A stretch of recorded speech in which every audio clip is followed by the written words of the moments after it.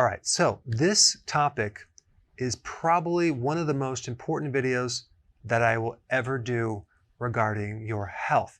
I didn't know what to call it, so I titled it, The Most Important Antioxidant is Melatonin, Not Glutathione. But this information is completely brand new. You've never heard this before, and it's very important information.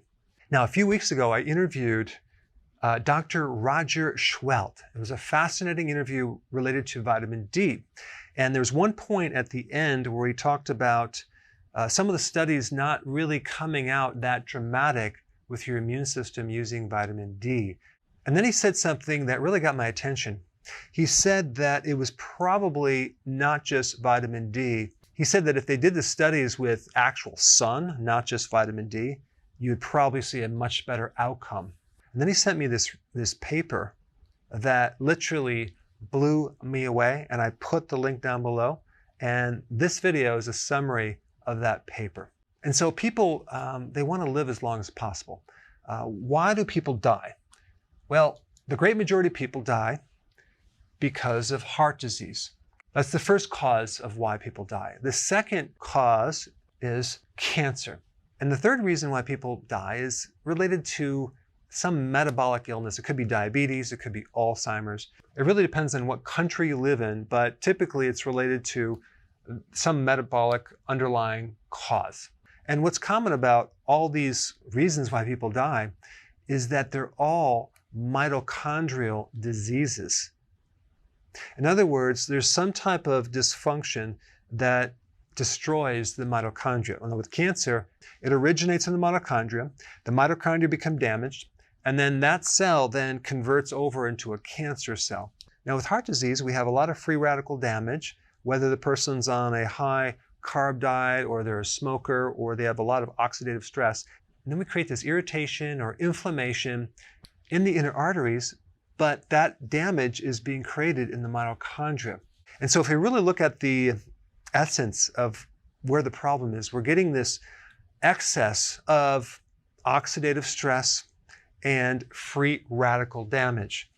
Normally, our body is supposed to protect against that, okay? And the way that it protects against that is through the antioxidant networks. There's certain enzymes that act as antioxidants, one being glutathione. It's considered the most important antioxidant. But guess what? Melatonin is even more powerful and more effective because melatonin is not only an antioxidant, it triggers other antioxidant networks, including glutathione. I mean, melatonin is twice as powerful as vitamin E. And we know the importance of vitamin E to prevent heart disease inside the arteries. So melatonin is a very powerful antioxidant, and it triggers other antioxidants. Now, you're probably saying right now, wait a second, I thought melatonin was really about helping you sleep. It's involved in the circadian rhythm. It helps people take it if they get jet lag. And maybe you've heard something about how melatonin is now used to help your immune system, since it's now considered an immune modulator to help you regulate your immune system. And of course, I won't mention specifics, but it's very, very powerful against certain viruses. And on top of that, there's a lot of research on how it's an extremely potent anti-cancer compound or a hormone. All right, so maybe you already knew that, but what you don't know is this. There are two forms of melatonin. There's a type of melatonin that is in your blood circulatory system, as well as inside your pineal gland. And your pineal gland makes melatonin stimulated from darkness, okay? But there's also another type of melatonin that is subcellular. That means it's inside your cells. It's inside the mitochondria. And the reason why it's there is to help protect against the massive oxidation and free radical damage that usually occurs in the mitochondria. So there's two forms of melatonin, circulatory and subcellular. This part right here, the mitochondria that's inside the cells, is the great majority of the melatonin in your body. In fact, there's some new data that indicates The melatonin in your pineal gland is really only a backup or supplemental to this other system. So if you don't have enough in your cells, then it'll actually take from the pineal. Now, guess what's going to happen if you don't have enough in the pineal? It's going to affect your sleep. Your quality of sleep is going to be crappy. You're going to get inflammation, and you're not going to have the antioxidant protection. And there's a whole list of problems that can occur from that. Not just poor sleep, but chronic inflammation, chronic degenerative diseases, especially of your brain. Do you realize that there's a condition called sundown syndrome, which involves people that have Alzheimer's disease and dementia? So apparently, when the sun goes down, 45% of people with Alzheimer's and dementia, they start getting very agitated. They get extremely fatigued. Why do you think that is? Because they're running out of melatonin. They don't have enough melatonin. Now, at this point, you're probably completely confused because typically melatonin is the hormone of darkness, okay? Because everyone knows that the absence of light stimulates melatonin. However, there's some new information. So if you've checked out, check back in because this next part is very, very, very important. The largest stimulus of this intracellular melatonin is near infrared, aka the sun. Certain wavelengths of the sun will stimulate the melatonin inside the cells, and darkness will stimulate the melatonin within the circulatory system in the pineal gland. In fact, over 50% of the sun's energy is infrared. And this goes way beyond the benefit of getting vitamin D from the sun. You ever notice why when you sit in front of a campfire, you feel so relaxed and you probably sleep a lot better? Because natural fire gives off infrared. Campfires are very therapeutic.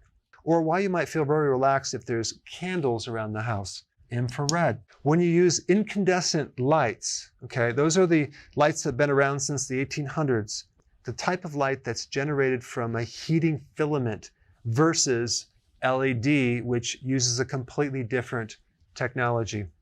Incandescent lights give off infrared.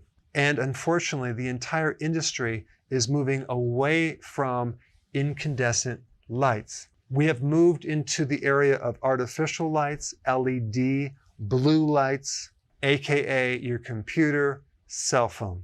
In fact, there is a very interesting study, which I'll put a link down below, that demonstrates children in predominantly artificial light end up having a deficiency of gray matter and having a much more difficult time in learning. This is also why there's so many therapeutic benefits to an infrared sauna. And there's a huge trend in people buying infrared lasers, infrared therapies for pain, inflammation, and sleep. So melatonin is not just a hormone of darkness, but it's also a hormone of sunshine. The other cool thing about the sun is that even if you have a hat on, okay, the grass, the clouds, the dirt strongly reflect infrared waves. So you don't have to be looking into the sun. If you're outside, you're going to get infrared indirectly. Now, I just want to tell you a little side note on that topic. Presently, I'm living on a farm. And the two neighbors that help me a lot on my farm are both in their 60s. Their diet is not just inadequate. Their diets are absolutely terrible, okay? They live on sugar. One chews tobacco. The other one smokes. Now, both of these guys are outside all day long, okay? I don't even think they have computers. I don't even think they have a cell phone. They're just outside working the land all day long. And they rarely seem to get sick. They don't really have any health problems. They're both super strong, but they eat like crap. But they're getting a tremendous amount of antioxidants that is repairing the oxidative stress, that's repairing the free radical damage. And it's just interesting to know what's important and maybe what's less important.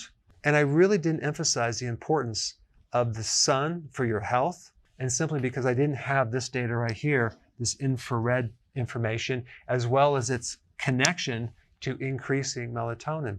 But apparently, as a therapy, being outside in the environment, in nature, and being exposed to sun is extremely important, probably just as important as eating healthily. Now, the other cool thing about infrared is it has the ability to penetrate your skull. Now, that's mind-blowing. In this research paper, they talk about how it penetrates the cerebrospinal fluid and how that can just bathe the entire brain and spread through the entire spinal cord. It's wild. So this is just another reason why if someone's getting dementia or has Alzheimer's, they should be exposed to sun. And the cool thing is this, infrared protects against UV radiation. So if you're concerned about the sun causing cancer, I understand that. We're not talking about being out there and getting burned. We're talking about being out there and maybe even getting the sun's indirect energy from the grass. But the point is that this IR helps you generate a tremendous amount of antioxidants that can potentially protect the mitochondria from having its complications from all that free radical damage that occurs. Now, if we flip that and talk about what creates a deficiency of infrared, well, being exposed to artificial lights, LED lighting, blue light, cell phones, computers. So here people are, they're sitting in their home all day in front of the computer, or they're at work, sitting at their desk in front of the computer, and by the time they get home, it's already dark out. Well, understanding the importance of melatonin and having enough melatonin to protect against all this other damage. So it's not just about that vitamin D from the sun, it's about melatonin. Now, a couple things you can do in addition to getting outside more and more.